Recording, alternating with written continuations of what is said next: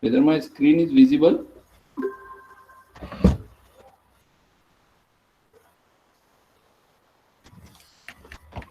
Okay.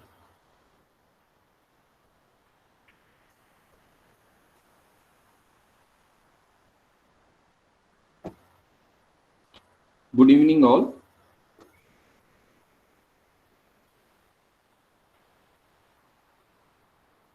Today I am going to conduct a GATE preparation 2020 class on control system. This GATE classes are AICT sponsored Prerna Center for SC/ST student at Vidya Prashant Kamal Nayan Bajaj Institute of Engineering and Technology, Baramati. I am Devidas Kushnure, Assistant Professor, Department of Electronics and Telecommunication, Baramati. So this is weightage of the subject in GATE examination, about 8 to 12 marks. These are the prerequisites that you should know before starting the preparation of the subject. So today's topic is signal flow graph, right? This is outline of today's presentation, what we are going to discuss today. So we will be going to discuss about signal flow graph, its definition, different terminologies related with the signal flow graph, and the very important term, that is Mason's gain formula, which will help us to find out overall gain of the system or transfer function of the system. Okay, and we will see few examples. So first of all, we'll see what do you mean by signal flow graph. So signal flow graph is the alternate way to represent the system, and it is invented by S.J. Mason. Okay, so what advantage we'll get because of signal flow graph? So the availability of flow gain formula is called Mason's gain formula, has been defined by S.J. Mason. So that formula help us to find out the transfer function of a system or closed loop transfer function of a system directly without doing much calculations. So because of that reason, it is more powerful than the block diagram representation. So it is alternate way, that means block diagram can be represented in terms of signal flow graph, right? So and this is applicable to only linear system. So every linear system can be modeled in terms of signal flow graph. Okay, what signal flow graph consists? Which consists of nodes and directed branches. They are connected with each other. Okay, so we are going to represent system variables in terms of node and gains in terms of branches, and we are try to relate those things with the help of directed branches, where we can have a direction to the branch that represent the flow of signal and the relationship between input and output variables, right? So that is going to be represented in terms of signal flow graph. So this is the basic fundamental. Let's say we have a system equation y is equals to ax. Okay, so this is simple equation, so that can be represented in terms of a signal flow graph. See, x and y, these are the variables, system variables. So y is the dependent variable, whereas x is independent variable. So if independent variables are generally the input variables. As input changes, output is going to be affected. So that is called as dependent variable of the system.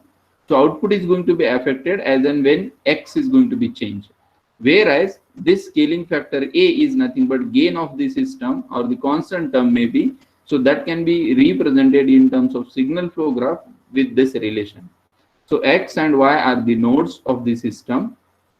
Okay, so these are the node, x and y are the nodes, whereas these two nodes are related or the connected with the branch. This is called as a branch, and that branch has a direction. So it is flowing from x to y. So signal is flowing from x to y, and where weightage of this signal is a, and that weightage is called as gain of your system. Okay, so this arrow denotes the flow of signal, and this arrow is always a unidirectional. We won't find the bidirectional arrow in signal flow graph. So unidirectional arrow represents signal flow from x to y, and we can get the relation. So y is the dependent variable. It is depending upon the relation of x and a. So it is a into x. So a is the weightage of this branch and x is the input. So y is equals to a into x. This equation can be represented in terms of a graphical way. That's why it is called as signal flow graph. It represents how signal is going to be flow from one point or one node to other node with some weightage, right? So if nothing is given here, that means weightage is 1 of that particular branch. Okay. So this is one more representation how signal flow graph are going to be represented for these two equations. So this is called as two input, two output system. So y1 and y2 are the outputs. You can see here y1 and y2 are the output, whereas r1 and r2x are the inputs, and g11, g12, g21, g22 are the gain of that particular branch. So R1 is related with Y1 and R2 is also related with Y1. So in what way we have the relation? So G11 is the gain of Y1 and R1. So G11 is the gain of Y1 and R1, right? So G12 is the gain of R2 and Y1, R2 and Y1. So that is G12, and hence we can get Y is equals to the addition of these two gains. Likewise, Y2S can be represented. So this is the graphical way of representing this equation, right? So one can represent any equation, system equation, in terms of signal flow graph, right? So this is one more set of equations we have.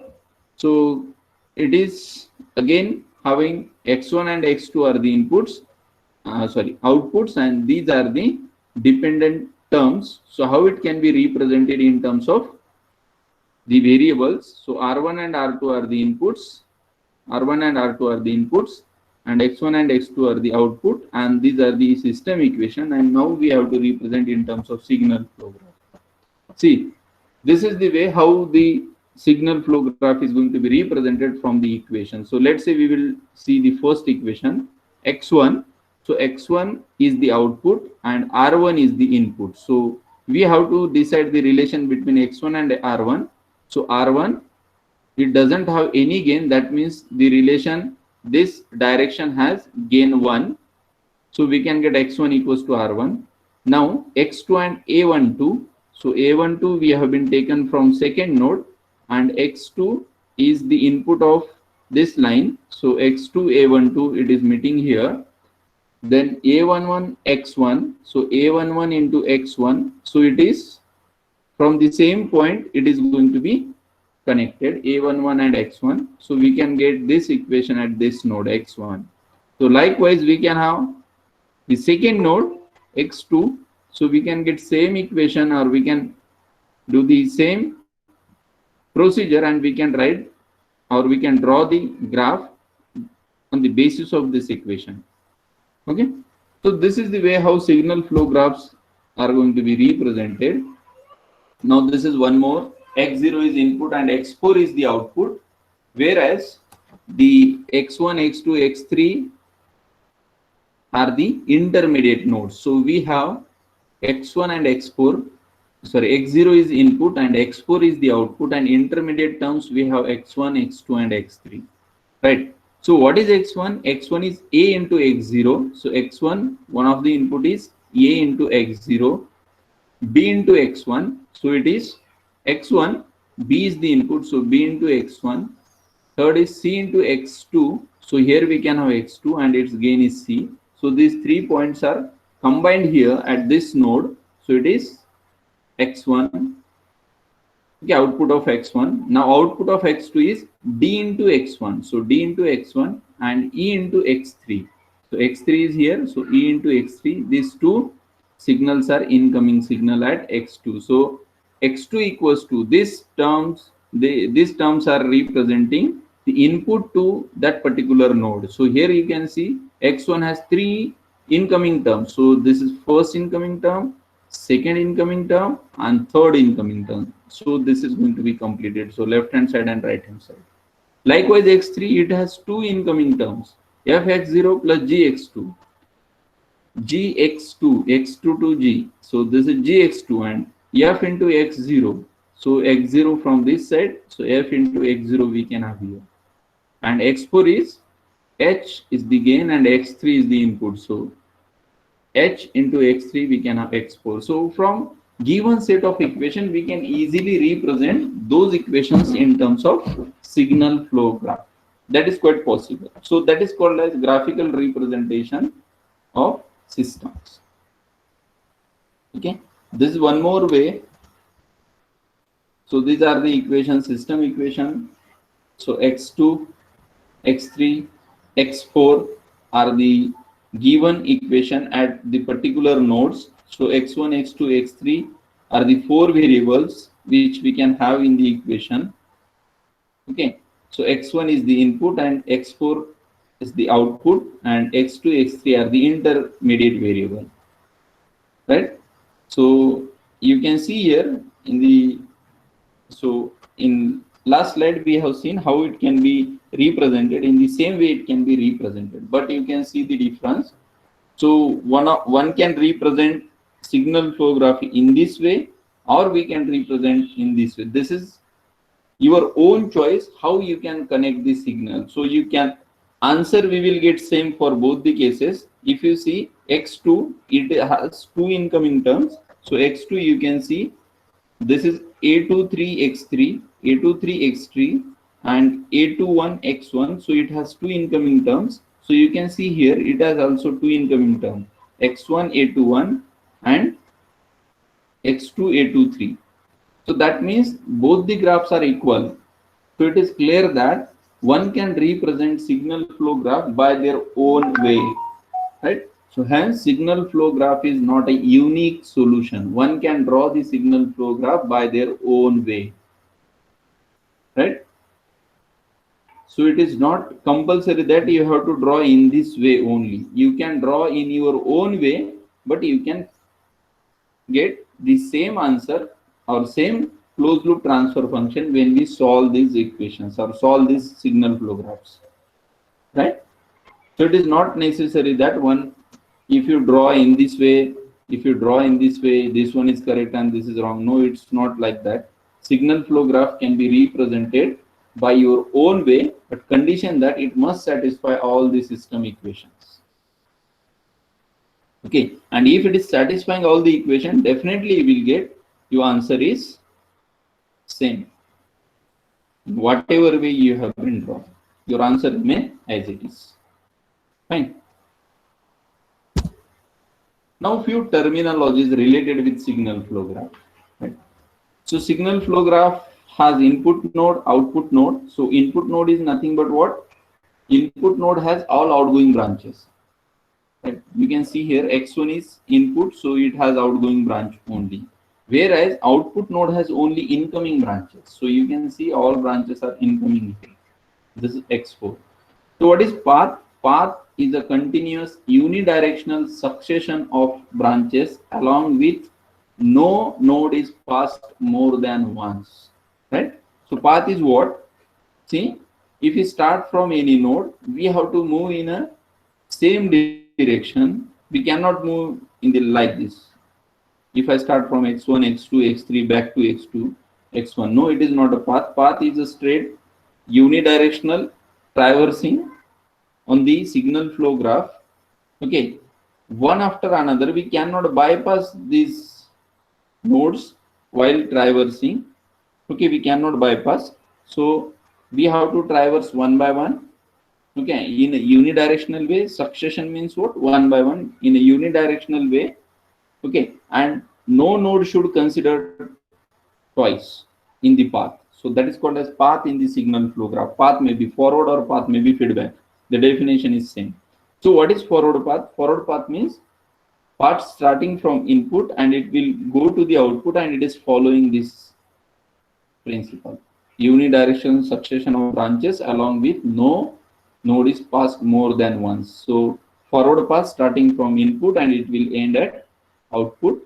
Okay, so this is x1, x2, x3, x4. So this is what the straight path which we can have. So that is called as forward path, or it is x1, x2, x4.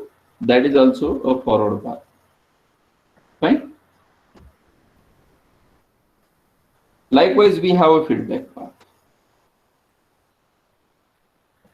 Okay. Likewise, we have a feedback path. Feedback path means what? Feedback loop or feedback path is same. Is a path which originates and terminates on the same node. The path, it is starting from the node and it will end at the same node. Then if it is possible, by following this definition, then it is called as path. So let's say this is x2, it is starting x3, and again we have the close here, path is ending here. So that is called as the close path, x2 to x3. Okay, so x2, x3 back to x2. That is what the close path or feedback path in the signal flow graph. Okay, originates and terminates on the same node. Fine.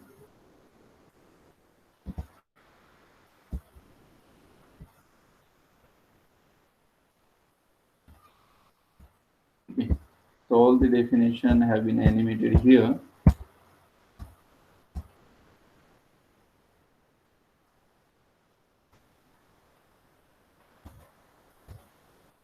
You can see this animation. Now next term is self loop. What do you mean by self loop? Self loop means it consists of only one node. It will start from the node and it will end at the same node, but it has only one node, right? So you can see here self loop is A33.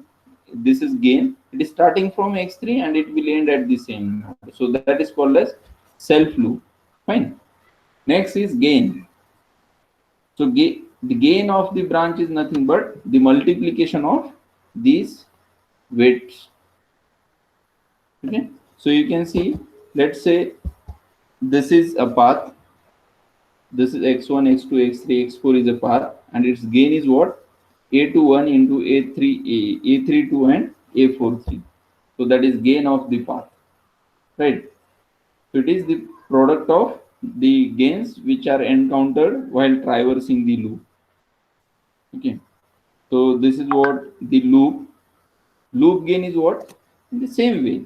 So let's say this is my loop. So gain is A32 into A21. You can see here A32 into A21.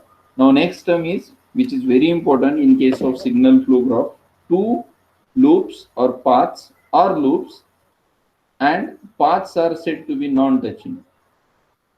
When we can say two loops are non-touches to each other, if there is no common node between the two loops, then that loops are said to be non-touching loops. So in this case, how we can find out? Let's say non-touching loop means here we don't have any non-touching loop. Non-touching means there should not be a common node between the two loops. Then those loops are said to be non-touching loops. Okay, that we'll see in the example. Let's say this is the example and we have to determine all these quantities. Input node, output node, it's very simple, RS and CS, input and output. Forward path, the path originate from input and it will end at the output, that is forward path. Feedback paths are nothing but the paths originate from the node and it will end at the same node, that is what feedback. Okay, and we know how to determine gain of the loop and gain of the forward path, and then we have to see non-touching loops one by one. See, so you can see there are two forward paths. This is one of the forward path. Okay, its gain is like this: G1, G2, G3, G4, G5, G7.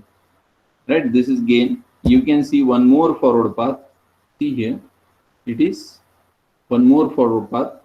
Right? It is gain of the second forward path. Fine. Next, there are four loops. Okay, you can see here. This is first loop. Its gain. This is second loop, it's gain of the second loop. This is third loop, that is the gain. This is fourth loop, you can see, loop number 4, right?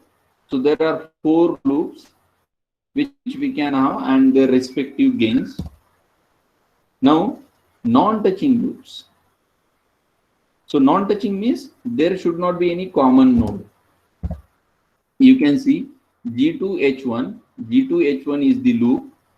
Okay, it involves these two nodes, whereas G4H2, G4 and H2. So there is no common part between these two nodes. So they are said to be non-touching part of the SFG. They are not touching to each other. That means there is no common node between these two nodes. Or we can say G2H1 and this G2H1 and G4, G5, H3, G4, G5 and H3. Again, there is no common part between these two loops. Okay, so this is the G2H1 and this one G4, G6 and back to H3, G4, G6, H3. So there is no common part. So these two loops are said to be non-touching loops. Okay, so definition of non-touching is between two loops there should not be common nodes. Fine. So again, this is the question. Can you find out all these terms in the signal flow graph? See, input X1 and X2 are the input forward paths. So you can see the line forward path. There are two forward paths which include these nodes. Okay, this is third forward path. So there are three forward paths. Feedback loop.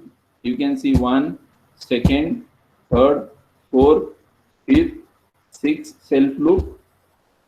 Okay, there are 6 feedback loop. This is 7, 8. Okay, this is 9. You can see the how signal is going to be flowed. Right? So this is what the gain. Okay. Now I hope up to this point all the terminologies are clear. Okay. Now we will see the gain formula, how Mason's gain formula is going to be worked. Okay.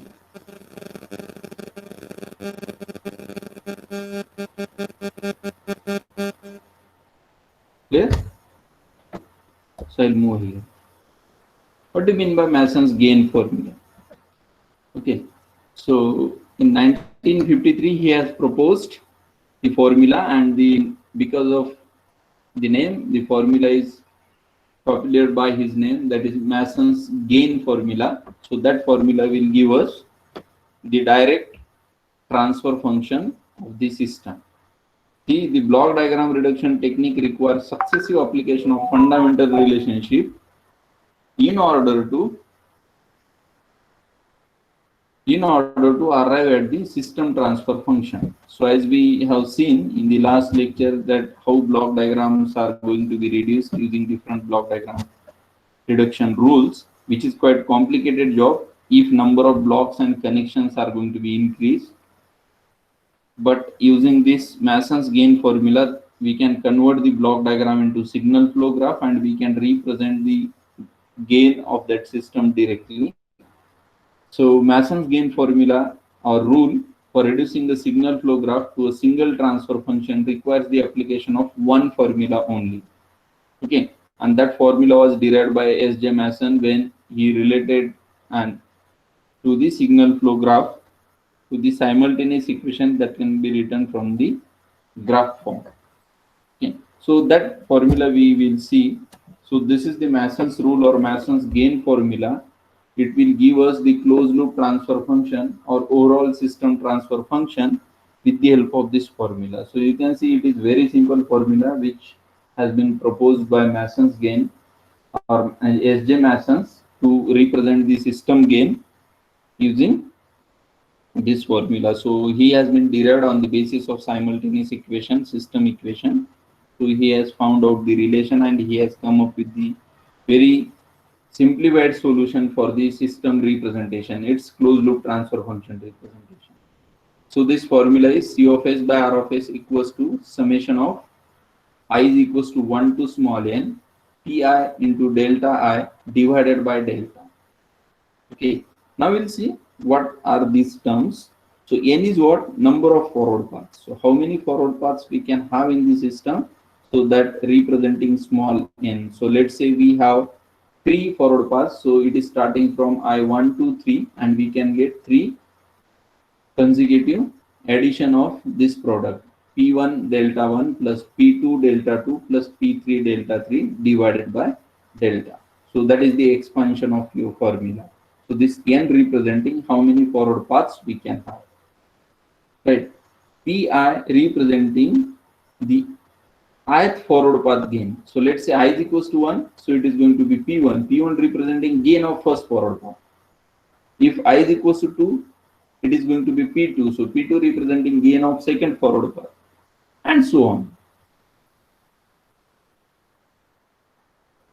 Next, delta, it is the determinant of the system or system determinants.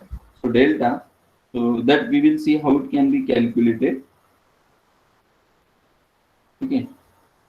And delta I, it is determinant of ith forward path. So delta I related with that particular forward path, and delta is related with total system. Okay. So delta is called the signal flow graph determinant or characteristics function. So delta representing system characteristics. Since delta equals to 0, then the system characteristics equation is 0. So delta is nothing but simple characteristics equation of the system. You can see the characteristics equation is nothing but if I equate denominator of closed loop transfer function equals to 0, then that is said to be a characteristics equation. So if this is the closed loop transfer function output by input, so this denominator definitely representing the characteristics equation. If I equate denominator equals to 0, that is characteristics equation. So denominator is delta. If I equate delta equals to 0, that representing characteristics equation, right? Right. So you should first understand this formula so that you can solve any signal flow graph very easily. So understanding of formula is very important. So again, this is forward path P, nothing but forward path, delta nothing but the determinant or characteristics function related with that forward path, and whereas delta is called as the system determinant. Okay. So I is nothing but n is nothing but number of forward paths, so I varies from 1 to n, right? So we will see how we can calculate delta and delta I. So this is the formula how delta is going to be calculated. Delta can be calculated using this function. So to fulfill this formula, we need to calculate all these values. We need to know Pi. Okay, P can be calculated using the signal flow graph. If we observe the signal flow graph, we will come to know how many forward paths are there. We can directly write.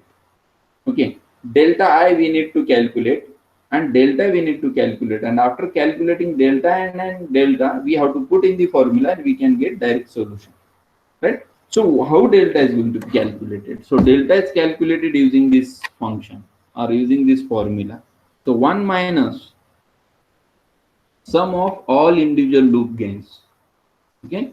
So it is 1 minus sum of all individual loop gain plus in second bracket sum of the products of all the gains, okay, with two loops that do not touch with each other. So that means here we have to consider the product of gains of the two non-touching loops. They are not touches with each other.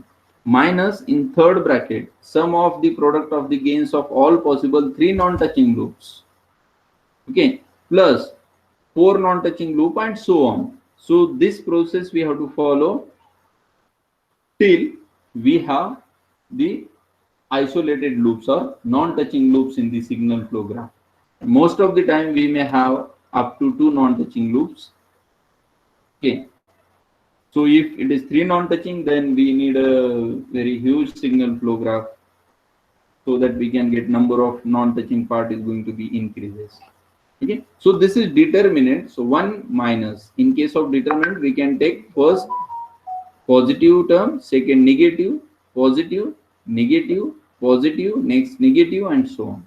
Right? So that's why it is a determinant, and that determinant is nothing but the system determinant. And delta I, how delta is calculated? So value of delta for the part of the block diagram that does not touch ith forward path. Okay. See, simply I'll tell you in other way. Delta is going to be calculated if a particular loop is not touching to that particular forward path. Let's say we are talking about ith forward path. Let's say I is equals to 1. That means we are calculating delta 1. So delta 1, we have to check the forward path. Okay, first forward path, and we have to see which loop is not touching to that forward path. Okay. If the loop is not touching to that forward path, that means we can calculate it 1 minus the loop which is not touching to the forward path, that is 0. So that delta 1 is going to be 1.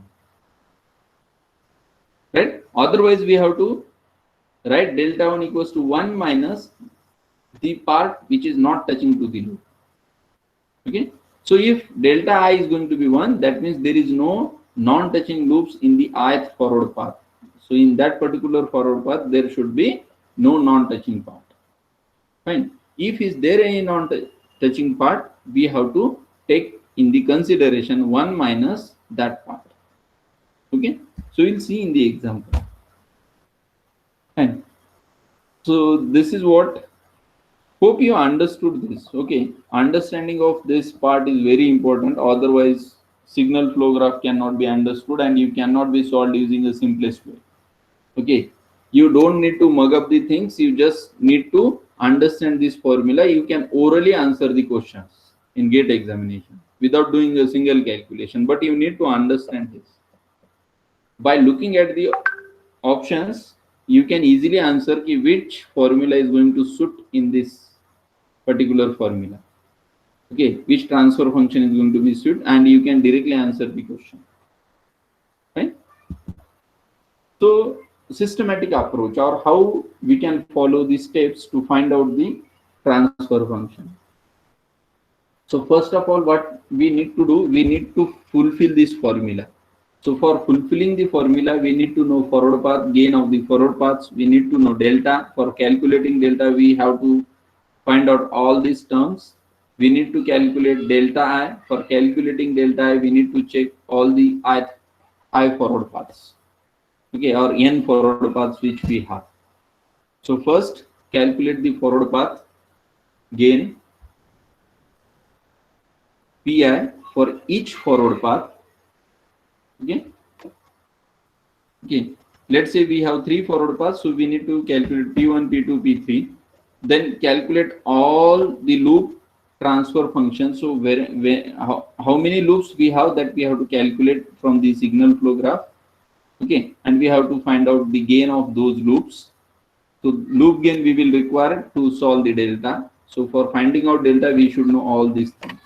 Then we should calculate 2 non-touching loops, then 3 non-touching loops. So in second step, consider non-touching loops 2 at a time, consider non-touching loops 3 at a time, and so on. Okay, 4, 5, 6 if it is there.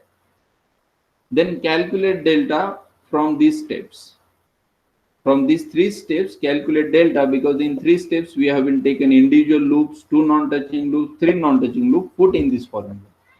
1 minus individual loop gain plus sum of product of 2 non-touching loops minus 3 non-touching loops, and so on. Right? So we have to put in the formula and we have to calculate delta, and then calculate delta I. Okay, delta I, how it is calculated? It is calculated by looking at ith forward path and 1 minus the loop which is not touching to that forward path. So that will be the delta I. Right? So once we have all these terms, we have to put simply here, we can get the solution. Fine. So these are the examples that we will see. One of the example we will see today. This is what the problem. Apply Mason's gain rule to calculate the transfer function of the system, represented by following SFG. Signal flow graph, sometimes it is referred as SFG. Okay, these are the gains. G, this is unity gain, G1, G4, G2, G3, H1 minus H2, 1, 1. Okay, R is the input, C is the output node. Right? So we have to find out. One by one we will find out. So how many forward paths are there? There are two forward paths. G1, G2, G4 means it is starting from this is 1, G1, G4, G2 end. So that is first forward path. Second forward path is what? R, that is 1, G1, G4. Now this direction you can see it is forward direction. G1, G4, G3 again to C, G1, G4, G3. So there are two forward paths, right? Now we have to check how many individual loops are there. Okay, so two forward paths, that means formula can be expanded like this. 2 gain, so value of n is equals to 2. So I varies from 1 to 2. So I is equals to 1, it is P1 delta 1 plus I is equals to 2, that is P2 delta 2 divided by delta. So what we have to calculate? We have to calculate P1, P2. So we have been calculated here. We need to know delta 1, delta 2, and we have to calculate delta. So focus on delta first. So define delta, then delta 1, delta 2, and put in this formula, we can get the solution. So this is what delta. So we need to calculate individual loops. There are 3 individual loops, G1, G4, H1. G1, G4, H1 is first. Minus of G1, G2, G4, H2. So H2 is negative. So G1, G4, G2 minus of H2, that is second loop. And third loop is what? G1, G2, G1, G3, G4, H2. G1, G4, G3, and here we can have H2, that is negative, so it is negative. So there are 3 individual loops. Now check it out whether we have any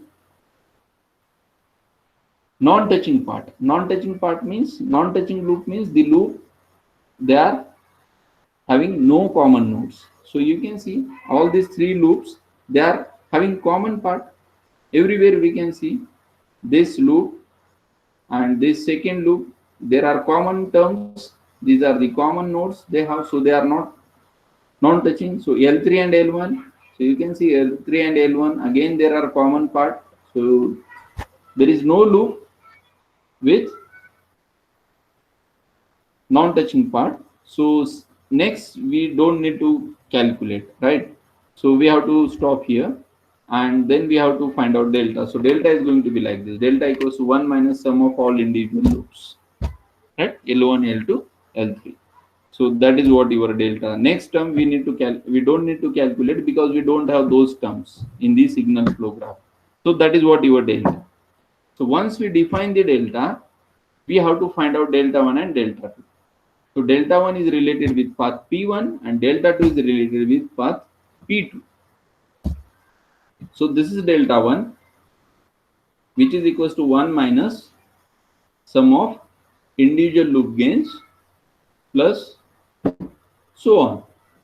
Okay, so delta 1 is what? 1 minus the loop which is not touching to that path P1. So path P1 is like this. So there are all the loops, they are touching with path P1 somewhere. So that's why it is 1 minus 0. So delta 1 is going to be 1. Right? Likewise, delta 2. What is delta 2? Delta 2 is the related with path 2. So path 2 is like this. Okay. So 1 minus the part of the loops, they are not touching with that particular path.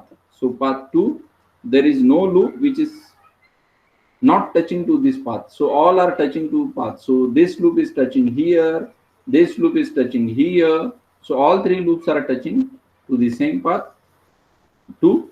So again it is 1 minus 0. So it is going to be 1. Now we know delta 1, delta 2. We know delta. We know P1, P2. We have to put in the formula. Okay, that is what your overall transfer function. So without doing much of the calculation, so we can do. So if you do a practice in a very neat way, without doing single calculation, you can directly answer the question by just looking at the formula. By just looking at the formula, you can answer. So this is what your delta denominator and this is what the numerator. By observing numerator and denominator, you can easily answer the question. Fine. So today we shall stop here. We will see few more example, design example in the next lecture. So thank you for attending this session. Thank you very much.